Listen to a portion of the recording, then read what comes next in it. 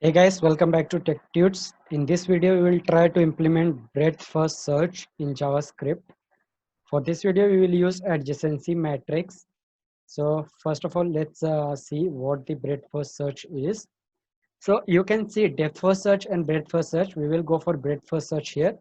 In the breadth first search, the idea is we will traverse the tree or graph in the level wise manner, one level at a time. So we will cover A, then we'll cover B, C, then we'll cover D, E, F, G, then we'll cover H, I, J, K.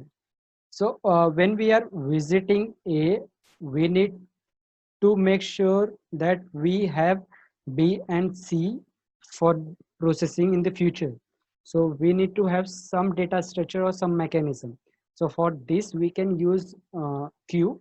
Q can easily store this data B, C in this manner, B and then C, and we can remove B first and then C. So we'll keep doing this. So we will visit A, keep B, C, then we'll visit B, keep D, E, then visit C, we'll keep D, F, G, and we'll keep on doing this. So let's try to implement this. We for the example, we will take a smaller tree. So this is the tree that we will take here. So I have created, as there are 7 nodes, I have created 7 cross 7 matrix.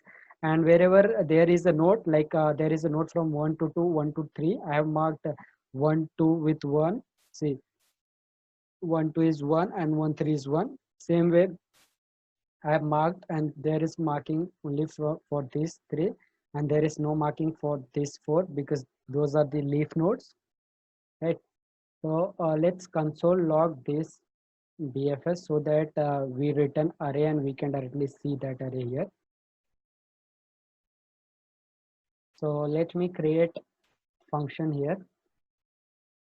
So I'll create BFS function which will take adjacency matrix and the root node from where it needs to start traversing.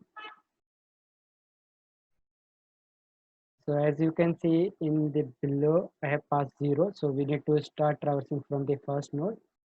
As I said, we will use Q. So we need Q data structure, which we don't have directly.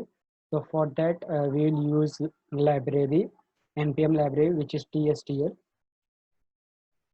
with the help of require. So we have TSTL now. So we can say TSTL dot Q. So we have Q now. And as you can see, this is a tree, so there is no issue of cycles. But if you take graph, then there will be a cycles like 1 may point to 2, and then 2 may point to 3, and then 3 may point to 1 back. So there is a cycle. And when you reach 1, then you will try to again go for 2. So we need to have some mechanism to make sure that we don't visit particular node again and again. So we'll keep one array for that also. We'll keep visited array of this size same as number of nodes. So we need to extract number of nodes from here. Number of nodes will be nothing but adjacency matrix rows, length of rows. So we can take number of rows in adjacency matrix, that will be our number of nodes. And as we need to keep this as a boolean array, we can use fill method to fill this array with the false value.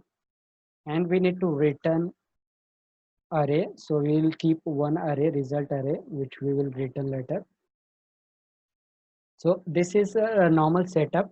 So as I said, like we need to have some mechanism to make sure we keep element that we need to process in the future. So at the first, we know we need to process the root element. So we can directly push root element into the queue. And we know we need to process root element in the future. So now we'll start a looping. We'll say while queue is not empty, we need to pop elements from the queue. So we'll pop element as current. As popping element will not return element actually. So we can use front. Front will return front element from the queue. and then we can pop that element from the queue after having that element. And once we have element which is 1 here, and we need to mark that element visited, otherwise we will visit it in later again. So let's mark it as a true so that we know that we have visited this array. And let's add our current visited element to the result array. And now we have visited 1. As I said, when we visit 1, we need to make sure that we keep 2 and 3, so that when we go for 2, we also have 3 in our queues for the future processing. So when we are at 1, we need to keep 2 and 3. So for that, for this particular row, we will visit all the columns that it has got. So from 0 to I less than n, I plus plus, we'll visit all the columns and we'll check that adjacency matrix.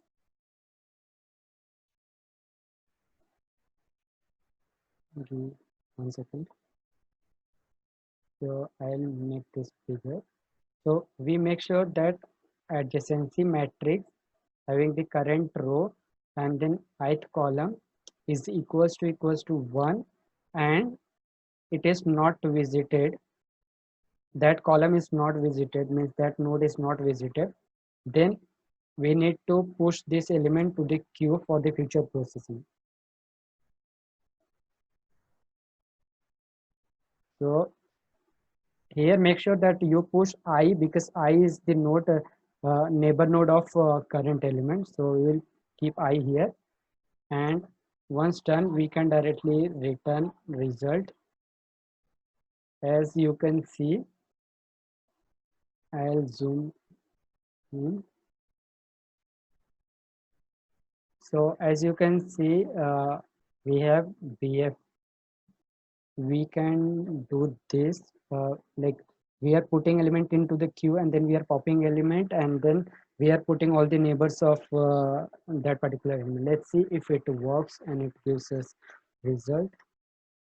So when we print this, we got 0, 1, 2, 3, 4, 5, 6. Here expected is 1 to 7. Here we are using 0 based indexing. If you want result using 1 based indexing, just change this element that you are pushing into the result array. So here we will get element like 1, 2, 3, 4, 5, 6, 7. So this was the first video in the series of data structure and algorithm in JavaScript. And if you like this video, please do subscribe to this channel and share it with your friends.